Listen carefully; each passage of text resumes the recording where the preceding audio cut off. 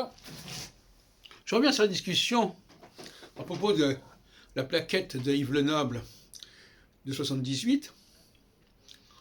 Effectivement,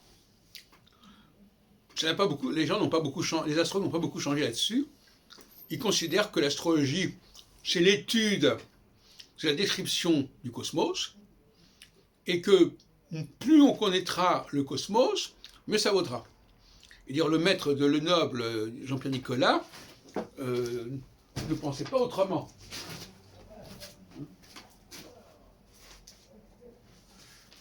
Et il était convaincu qu'il fallait intégrer absolument les nouvelles planètes en astrologie. D'où dans son système RET, le T avec Uranus, Neptune, Pluton.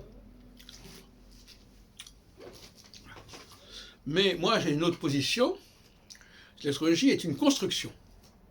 C'est le relève de la biotechnologie.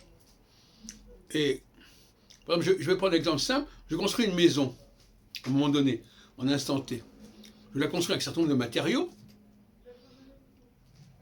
et c'est pas parce que plus tard, on me dit qu'il y avait d'autres matériaux que j'aurais pu utiliser, que ça change quoi que ce soit à la maison en question. Il faut être un peu de bon sens. Donc, l'astrologie est née à une certaine époque, elle est marquée par cette époque-là, mais bien plus que ça.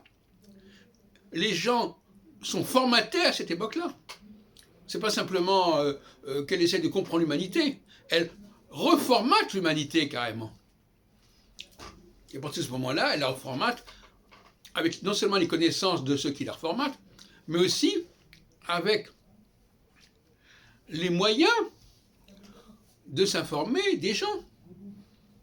Alors, comme ils n'avaient pas de télescope, ils n'allaient pas s'intéresser à Neptune et Pluton. Même si ça existait, c'était pas possible. Vous voyez, donc, tout ça, c'est complètement anachronique, intemporel. Ces discours sur l'astronomie qui va sauver l'astrologie.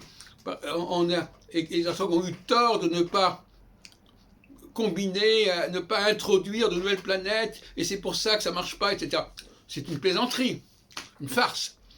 En réalité, l'astrologie est une structure qui a organisé notre univers, notre monde, notre humanité, à un moment donné, il y a X milliers d'années, au niveau de cette humanité, c'est-à-dire en tenant compte de ce que cette humanité est capable de voir dans le ciel, et on ne s'est pas amusé, puisque c'était quelque chose qu'il fallait quand même regarder, on ne s'est pas amusé à intégrer des planètes inconnues et invisibles à l'œil nu. Ça ne tient pas debout. Historiquement, c'est une plaisanterie.